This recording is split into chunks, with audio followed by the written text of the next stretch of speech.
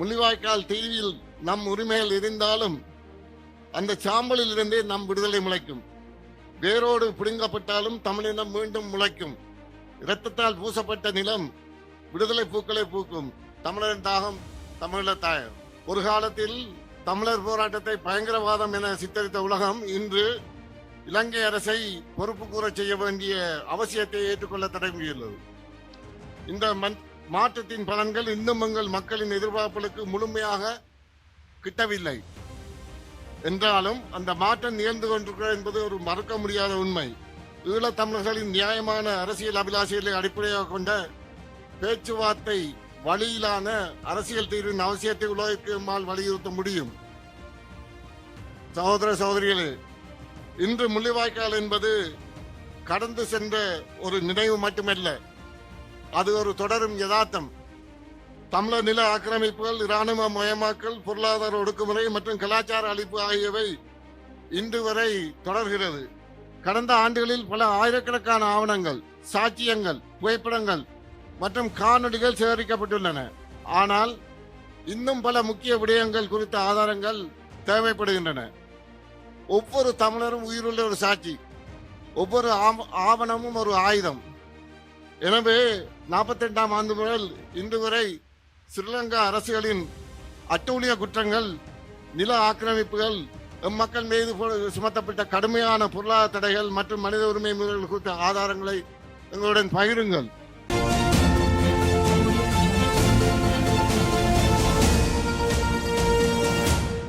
அன்பார்ந்த தமிழீழ தாய மக்களே, உலகெங்கும் வாழும் தமிழ் சகோதரங்களே, அனைவருக்கும் வணக்கம். முள்ளிவாய்க்காலின் இராணுவ பேரழிப்புக்கு பின் பிரித்தானிய பேரவையாகிய நாம் போராட்டத்தின் எஞ்சியிருந்த எல்லை கோடுகளை சிதைய விடாமல் பாதுகாத்தோம். தமிழீழ தாயத்தின் நிலப்பரப்பை நாம் இழந்த பின்னரும் உலகம் முழுவதும் மெய்நிகர் மற்றும் அரசியல் ராஜதந்திர தளங்களில் எங்கள் எதிரிகள் நாங்கள் எடுத்திருந்த நிலைகளை உருக்கு போன்ற உறுதியுடன் உடைக்க முடியாதது காத்து நின்றோம். ஜெனீவா, ஐநா மனித உரிமை பேரவை மற்றும் பல சர்வதேச அரங்கங்களில் நாம் முன்னெடுத்த தீவிரமான உலகளாவிய முன்னெடுப்புகள் எம் மக்களை சென்று அடையாதபடி எங்கள் சொந்த மக்களிலிருந்தே சிலர் சந்தேகங்களையும் எதிர்ப்புகளையும் உருவாக்கினர்.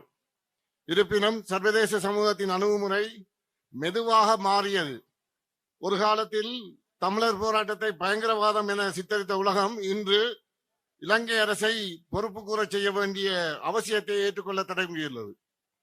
இந்த மாற்றத்தின் பலன்கள் இன்னும் எங்கள் மக்களின் எதிர்பார்ப்புகளுக்கு முழுமையாக கிட்டவில்லை என்றாலும் அந்த மாற்றம் நிகழ்ந்து கொண்டிருக்கிறது என்பது ஒரு மறக்க முடியாத உண்மை. சர்வதேச குற்றவியல் நீதி விசாரணைக்கான ஒரு பொறிமுறையை உருவாக்கும் திசையில் இந்த மாற்றத்தை மேலும் நகர்த்த முடியும் என்ற நம்பிக்கை எங்களுக்கு உறுதியாக உள்ளது. அதன் மூலமாக ஈழத் தமிழர்களின் நியாயமான அரசியல் அபிலாஷைகளை அடிப்படையாக கொண்ட பேச்சுவார்த்தை வழியிலான அரசியல் தீர்வின் அவசியத்தை உலகிற்கு நம்மால் வலியுறுத்த முடியும். சகோதர சகோதரிகளே, இன்று முள்ளிவாய்க்கால் என்பது கடந்து சென்ற ஒரு நினைவு மட்டுமல்ல, அது ஒரு தொடரும் யதார்த்தம். தமிழர் நில ஆக்கிரமிப்புகள், இராணுவ மயமாக்கல், பொருளாதார ஒடுக்குமுறை மற்றும் கலாச்சார அழிப்பு ஆகியவை இன்று வரை தொடர்கிறது. நல்லிணக்கம் என்ற பெயரில் தமிழர் தாயம் மெதுவாக மாற்றி அமைக்கப்படுகிறது. இது கட்டமைக்கப்பட்ட இன அழிப்பின் தொடர்ச்சியாகும். ஆனால் இந்த இருண்ட சூழலிலும் நமக்கு நம்பிக்கை இருக்கிறது. உலக அரசியல் இன்று பல்துருவ மாற்றத்தை நோக்கி நகர்கிறது. இந்தியா, சீனா, ஐரோப்பா, குளோபல் சவுத் எனும் தெற்கு உலக நாடுகள் போன்ற புதிய சக்தி மையங்கள் உருவாகி வருகின்றன. இந்த மாற்றங்கள் தமிழர்களின் நீதிக்கும் உரிமைக்குமான போராட்டத்துக்கு புதிய வாய்ப்புகளை திறந்து விடுகிறது. குறிப்பாக தமிழ்நாடும் இந்தியாவும் தமிழர் உரிமை போராட்டத்தில் முக்கிய பங்காளிகளாக உள்ளனர். தமிழ்நாட்டு மக்களும் அரசியல் சக்திகளும் தொடர்ந்து எங்கள் மக்களின் நீதி குரலை உயர்த்தி வருவார்கள். இந்த உறவுகளை நாம் வலுப்படுத்த வேண்டும். சகோதரர்களே, நீதிக்கான சர்வதேச போராட்டத்தில் சாட்சியங்கள், ஆவணங்கள் மற்றும் ஆதாரங்களின் சக்தி மிக மிக முக்கியமானது. ஐக்கிய நாடுகள் மனித உரிமை பேரவையின் இலங்கை பொறுப்பு கூறல் செயல் திட்டம் ஓஸ்லாப் 2021 எம்மால் போராடி பெற்றுக்கொண்ட ஒரு முக்கியமான வாய்ப்பாகும்.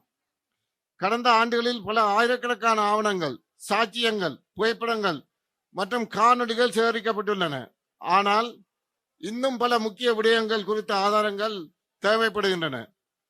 ஒவ்வொரு தமிழரும் உயிருள்ள ஒரு சாட்சி, ஒவ்வொரு ஆவணமும் ஒரு ஆயுதம்.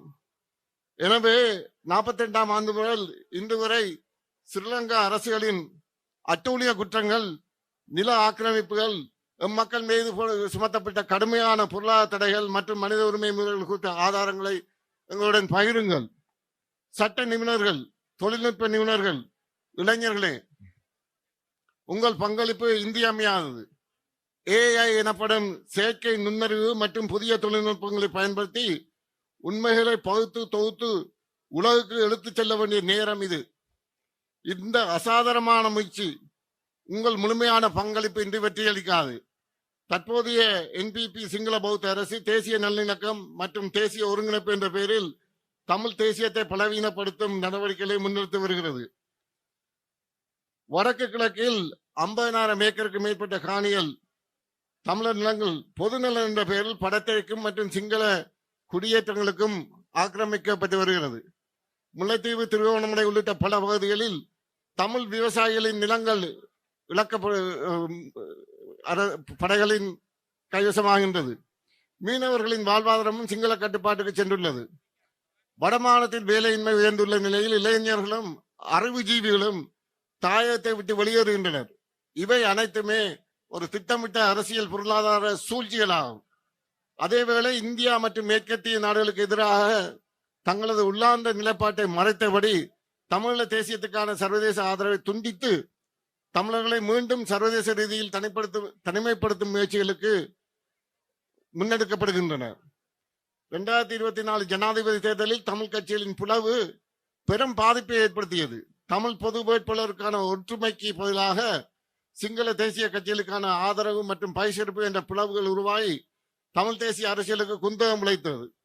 இதற்கான பதிலாக நாடாளுமன்ற தீர்ப்பில் மக்கள் வழங்கிய தீர்ப்பு தமிழ் தேசிய கட்சிகளின் பிரதிநிதித்துவம் குறிப்பிடத்தக்க அளவில் குறைக்கப்பட்டது.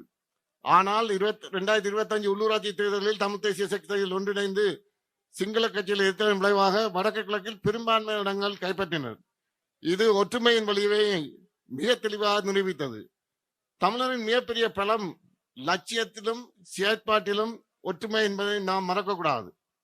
தாயகமும் புலம்பெயர்ந்த மக்களும் ஒன்றிணைந்து செயல்பட வேண்டும். அரசியல் கட்சிகள், சமூக அமைப்புகள், இளைஞர்கள், பெண்கள் அனைவரும் ஒரே தேசிய நோக்கில் கடமைகளை பகிர்ந்து விடுதலை நோக்கி பயணிக்க வேண்டும். எங்கள் அடுத்த கட்ட பணி தெளிவானது. சர்வதேச ஆதரவை விரிவுபடுத்துதல், ஆதாரம் சேகரிப்பை வலுப்படுத்துதல், தமிழ்நாடு, இந்தியா மற்றும் உலக நாடுகளுடனான உறவுகளை ஆழப்படுத்துதல், மண்ணையும் மக்களையும் சமூக பொருளாதார ரீதியாக பலப்படுத்துதல் மற்றும் தமிழர் அரசியல் உரிமைக்கான நிலையான தீர்வை உலக அரங்கில் முன்னெடுத்து செல்லுதல். நாம் கட்ட வேண்டியது சுவர்களை அல்ல, உலகுடன் நம்மை இணைக்கும் பாலங்களை கட்ட வேண்டும். அனைத்து தமிழ் கட்சிகளும் ஒன்று சேர்ந்து ஒரு தமிழ் தேசிய செயற்குழு அமைக்க வேண்டும். இதன் கீழ் நிலங்களை மீட்பதற்கான சட்ட போராட்டங்கள், புலம்பெயர் மக்களுடன் இணைந்த சர்வதேச நடவடிக்கைகள் போன்றன ஒருங்கிணைக்கப்பட வேண்டும். போரினால் சிதைக்கப்பட்ட தாயத்தில் மீள்குடியேற்றம், புனர்நிர்மாணம் போன்ற மனிதாபயமான பணிகள் தொடர வேண்டும். பிரித்தானியா, கனடா போன்ற நாடுகள் 48 முதல் இன்று வரை தமிழர்களுக்கு இழைக்கப்பட்ட இன அழிப்பு, போர்க்குற்றங்கள் போன்றவற்றை ஆவணப்படுத்தி சர்வதேச நீதிமன்றில் ICJயில் வழக்கு தொடர வேண்டும். தாயத்தில் உள்ள தமிழ் தேசிய கட்சிகளினால் முன்வைக்கப்படும் தாயம், தன்னாட்சி, சுயநிலை அடிப்படையிலான சமஷ்டி அரசியல் முறையை அடைவதற்கான தந்திரபாய செயல் திட்டங்களை சர்வதேச சமூக நடுவர்களான அமெரிக்கா, பிரித்தானியா, ஐரோப்பிய ஒன்றியம், இந்தியா, நோர்வே போன்ற நாடுகளின் உறுதிப்படுத்தலுடன் உருவாக்க செயல்பட வேண்டும். 17 ஆண்டுகளுக்கு முன் முள்ளிவாய்க்காலில் உயிர்நீத்த தங்கள் மக்களின் தியாகம் வீணாகவில்லை. அவர்கள் விதைத்த நினைவும் உறுதியும் இன்னும் உயிரோடு இருக்கின்றன. இன்று நாம் ஆயுதங்களை ஏந்தவில்லை, உண்மையை முன்வைத்து அறிவாயுதத்தை ஏந்துகிறோம். வெறுப்பை ஏந்தவில்லை, உறுதியுடன் நீதிக்கான பயணத்தில் முன்னேறுகின்றோம். இந்த நினைவு நாளில் முள்ளிவாய்க்காலில் நீத்த அனைத்து அன்னையர், குழந்தைகள், சகோதரர்கள் மற்றும் சகோதரிகளை நினைவில் கொண்டு மீண்டும் நம் கடமைகளை நெஞ்சினில் ஏந்துகின்றோம். ஒற்றுமையே நம் பலம். நியாயத்தின் குரலே நம் ஆயுதம். முள்ளிவாய்க்கால் தீவில் நம் உரிமைகள் இருந்தாலும் அந்த சாம்பலில் இருந்தே நம் விடுதலை முளைக்கும். வேரோடு பிடுங்கப்பட்டாலும் தமிழினம் மீண்டும் முளைக்கும். இரத்தத்தால் பூசப்பட்ட நிலம் விடுதலை பூக்களை பூக்கும். தமிழரின் தாகம் தமிழர் தாயம்.